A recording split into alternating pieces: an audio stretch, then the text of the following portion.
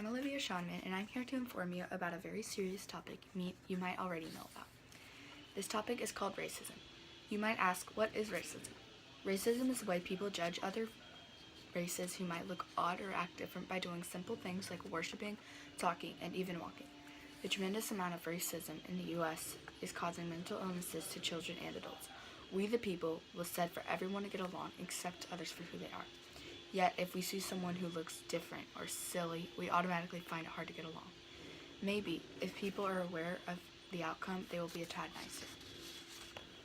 Can racism be that effective on children? The answer is yes. According to Ling Na, if parents suffer from racism, they are more aggressive and are unaware of their child's needs.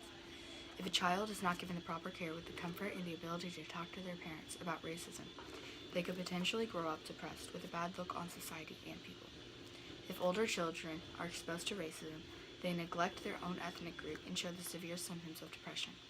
The more parents teach about racism, the greater their child will do on their own. White people are aware some African Americans might not live in fancy neighborhoods, go to the best schools, or have a spiffy dinner every night. But this race has it pretty hard in America. According to Terrell Jermaine Starr with alternate.com, children who are African Americans are more likely to be suspended or expelled from schools. Blacks are accounted for over half of OSS, with black girls making up about 90% of them in the school year of 2011 through 2012. We might not allow slavery, but that doesn't mean other countries don't hold slaves captive. This story is about a domestic worker in Brazil. Her name is Cruzia Oliveira. Unfortunately, Cruzia was not given the great childhood most of us were given. She worked with about 9 million, mostly women, mostly black Brazilian domestic workers. She dropped out of school and started work at 10 years old. She was given no pay, was sexually abused, and was taunted if she broke anything. She was given no pay until 21 years old. Her payment before? Food and clothing. She wasn't allowed to go on vacations or given the rights of non-black workers. This was her life until what she heard on the radio changed her life. There were meetings being held for the rights of Brazilian domestic workers, which she attended. She spoke later on about how her domestic country still holds on to the beliefs of slavery, working children from ages 5 to 17 with no pay. Cruzia is now the president of the National Federation of Domestic Workers in Brazil and is active in the United Black Movement and the Women's Movement. Her country is still not an ideal place to work, but it's better than what she had gone through.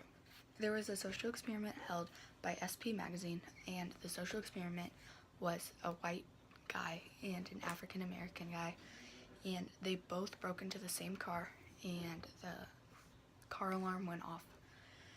And whenever the white person did it, they did it for about 30 minutes, and nobody stopped him, nobody saw it. A cop even had gone by and didn't stop him as the car alarm was going off, and he was trying to open the car.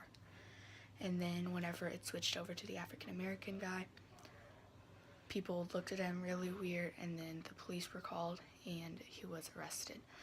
Now, most people would pick the African American guy to be guilty, but in reality, both of them are guilty, even though it was a social experiment. But if it would have been real life, the white person would have gotten away with it, whereas the African American guy would not have. The social experiment showed to us that we automatically think of African Americans to be more guilty than a white person, whereas if the white person is guilty, we automatically question the African American guy who could have possibly just been going down the street at the time that the crime happened. Unfortunately, our society is slowly pushing out African Americans, which will eventually cause the depression rates to rise even higher than they are. Currently, about 14.8 million people are depressed. Not all are from exposure to racist statements or beliefs, but millions of people are depressed due to racism. Next time you see a child, adult, or elder being racially harassed, put an end to it. No one deserves to be discriminated, yet it still happens. We the people includes you.